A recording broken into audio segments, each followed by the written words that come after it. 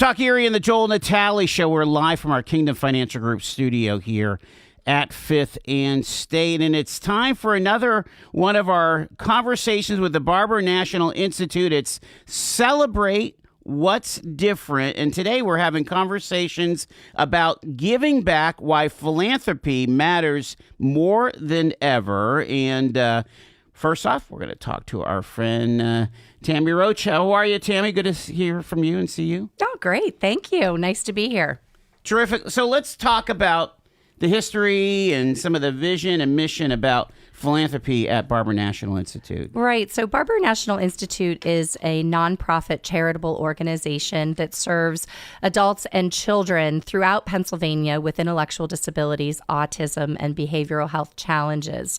So much like other health and human service organizations that our listeners might be familiar with, whether that be food banks or Habitat for Humanity or the Salvation Army, for example, while we do receive paid for services, again, much like other human service organizations, there always is opportunity to develop new programs and services and help fill gaps where our government funding might fall a bit short. And that's really where philanthropy thrives at Barber National Institute, in special projects and programs and services that we're able to deliver over and above what is available to us through our state reimbursement agencies.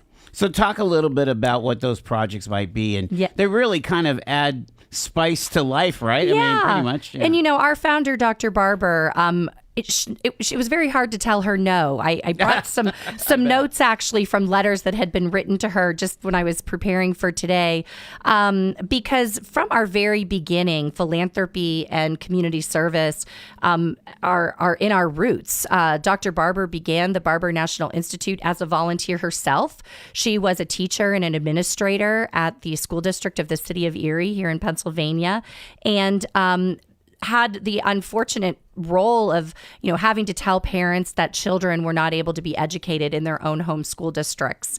And so out of a love and care and really a passion for believing that services should be delivered at home for children, she partnered with a local YWCA and borrowed a classroom, and that was the founding of the Barber National Institute. And now we have, grown to provide services throughout Pennsylvania.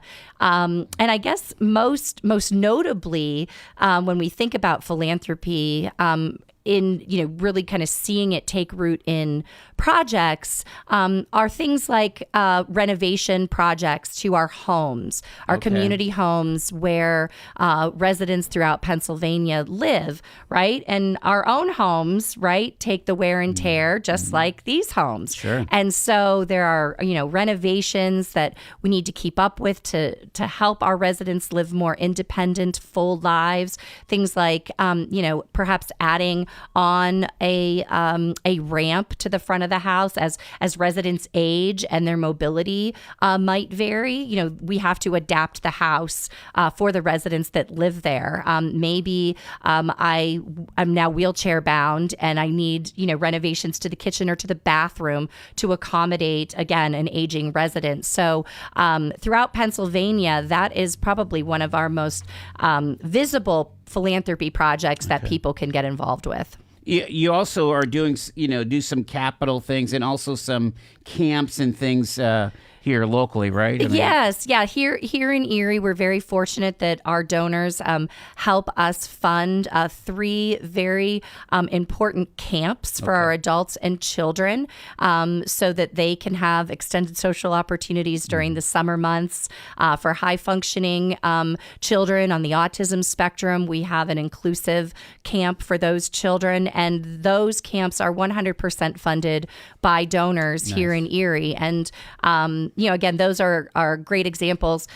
We are getting ready to renovate a kitchen for an adapted kitchen at our school, which will help extend our curriculum for our young students, our secondary students. So not only are they learning independent living skills, but also, just a curriculum that helps support healthy diet choices, preparing foods, maybe even a career exploration for when they graduate from the school. That sounds exciting. And then finally, like, you have a Christmas dance. I want to hear about that because, again, that's with your adults. That you Yes, serve, yes. right? So in December, we host a signature fundraising event for the Okay. Barber National Institute. It is a Christmas ball. Yeah. But what's really special about it is the very next day, we have our adults here in, again, this is here in Erie, come and enjoy a very similar celebration that we've had the previous night. So they are dressed in their Christmas finest, and we dance and have refreshments and snacks, and we take photos, and it's so wonderful for them to socialize and see one another. So that also is funded 100% by our donors throughout the Barber National Institute. Lots of sparkle. Yes, sparkle, right? lots of sparkle. So, all right. So we've heard the impact that can happen from donor contributions. Let's get that connection to the Institute here. Sueann Weist is the Senior Vice President of Marketing and Communications with Barnhart Transportation. Sueann, welcome. Appreciate that. Yeah, thank you. And so we would love to hear, some of why Barnhart is involved with giving to the BNI, Sure. So Barnhart has a long history of being involved at BNI. Our founder, Tim Barnhart, actually serves on the board.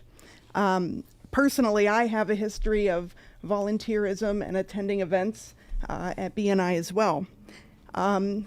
We have, through Barnhart Gives, established events that we host annually where we partner with local charities to fundraise for their efforts. And when you hear Tammy's stories of the good that the Barber Center is doing in the community, it's hard not to get behind that. Sure. So annually we host a golf outing, and our proceeds of that golf outing, which average this year were just around $60,000 in contribution. We split that. Just with the one golf outing. Correct. That's incredible. Yeah, and we split that between Barber National Institute and then the Shriners Children Erie. Okay. Amazing. And again, I would imagine it's part and parcel of your company culture, right? Correct. So, as every company does, we have core values, and one of our core values is serving others. And this is just an extension of that. So we actually became so big through our philanthropic efforts at Barnhart that we created a 501c3 entity called Barnhart Gives. And so we're able to support local charities within the region. All of them have to be focused on children and medical needs or like developmental disabilities. Okay. And so annually we choose these charities, and that's how we were connected with BNI.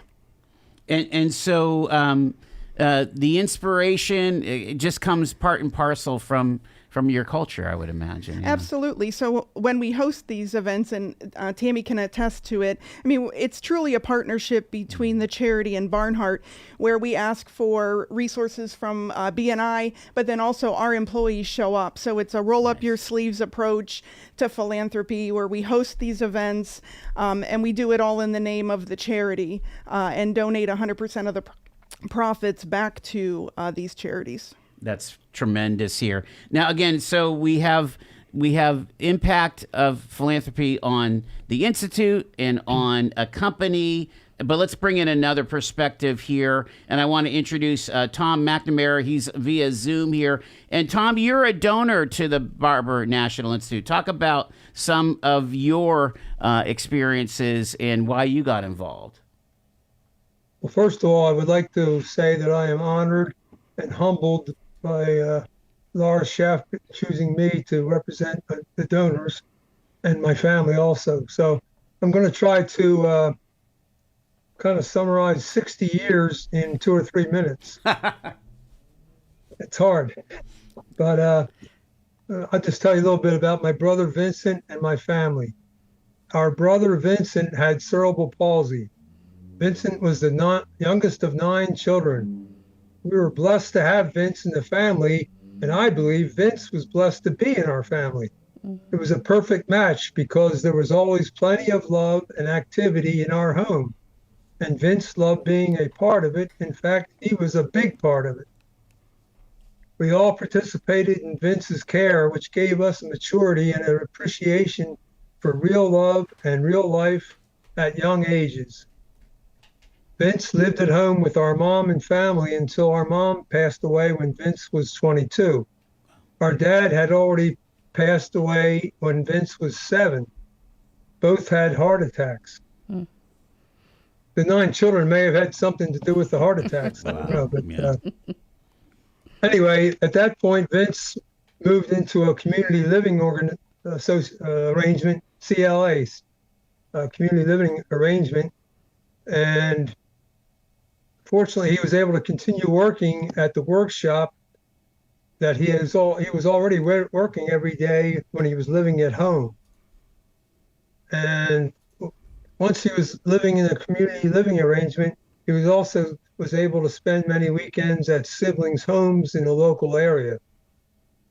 God took Vince home to his eternal reward 7 years ago. Wow. The family became aware of Barber Institute around that time, and after doing much research, and wow, what a story, especially Dr. Barber, we consider Barber Institute a very worthy recipient of donations. It's just an amazing story. It really is an amazing story, and it, do you get the sense by your participation, your philanthropy as a family, it's able to keep Vince's memory and his contribution to your family alive? Oh, absolutely. I donate monthly, and it's all seamless. It's real easy. Just contact Laura Schaff, and she set it up years ago. And I just get reminded each month when I get the receipt. And in fact, I got my receipt this morning when I was doing some workup on this. And so it was really nice. But when that receipt comes in, to me, it really helps me kind of really get recalibrated for the day, and whatever issues I'm dealing with. I think to myself, it just reminds me of my brother Vince, and also the other families that I feel really good about doing one little small contribution, but at least helping out. So it's really something that gives me a spiritual lift, just knowing all that is done monthly. And as a family, we all went together after Vince's passing. We all got together and made a significant, for us, donation, one lump sum, and donated it toward the funding of a training center, which is now named for Vincent's past and his name, and it's in the Philadelphia offices of Barber Institute, and it has his picture and a plaque outside the training center. We've all visited it. It's really impressive, and it really gave us a good feeling that we're seeing some results from all the donations. So it's I feel very good about the fact that we're able to make some donations. In fact, one of the reasons also that we identify with all of this is the families and the individuals that are being impacted positively by Barber Institute are very similar to our family 60 years ago. And we would like to perpetuate their mission by continuing to donate and trying to make sure that 60 years from now, there's going to be no shortage of families that need the same kind of services. Sure. And just so impressed with Dr. Barber as far as when she recognized how bad the situation was, she didn't go look for anybody else to, she took actions and to get it done the way she wanted it to get it done. And if you look at it now, it's amazing. Yeah, you're talking about a gift and even the ability to set up, whether it is an endowment or some kind of a planned giving that could go Right. on for generation to generation. Oh, absolutely, yes. Yeah. Yep. we are talking about the Barber National Institute on our program, Celebrate What's Different here. And Tammy, let's come back to you. And, again, we're hearing about this impact that philanthropy is making here. And, part of how people can get involved is participating in some of these signature events. So let's talk about that. Yeah, and if I could, I just want to comment about the training room in Philadelphia. That's a perfect example of a gift that is going on to grow the professional development and leadership of our staff to impact the individuals that we serve throughout Pennsylvania. So it was a terrific gift. And Barnhart, I mean, there's just not enough to be said about their employees and their dedication to the charities that they support. And, nobody does it quite like Barnhart, and Barnhart gives. So we're so grateful. And, as we head into the end of the year, 2 of our signature fundraising events are coming up. One is the Ladies Only Luncheon, which is being held on Saturday, November 23rd here in Erie. And proceeds from that event go to the Elizabeth Lee Black School, and specifically to that adapted kitchen project that I mentioned, where we're installing that adapted equipment so that students can learn, about cooking and careers, et cetera. And then we talked about it briefly, but the Barber Christmas Ball is coming up again here in Erie. Probably one of our largest fundraising events. We'll have, anywhere from 1,000 to 1,200 people in attendance, and generally have more than 60 corporate sponsors like Barnhart and others that help support that event. So, again, there's lots of ways to support not only the Barber National Institute, but charities as we look to this season of giving and philanthropy, where we can, either by attending an event or volunteering, considering naming a nonprofit organization in your will, as you mentioned. So there's many vehicles to fulfill your philanthropic goals, and no gift is too small. So you don't need to make, $1,000 gift to be considered a philanthropist. I mean, children that host lemonade stands and raise $25 are philanthropists. And, this is a season to be, that we are giving. We're looking for ways to give back to our local communities. And so while we're talking about it today on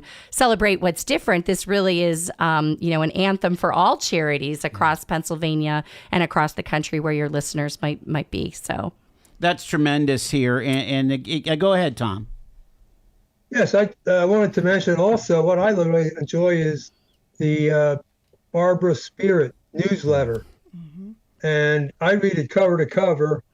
I get it in the mail. But for people that just want to see how this money is being put toward good causes, that newsletter is an excellent bit of stories of people that have been developing over the years through Barber, and now they have jobs.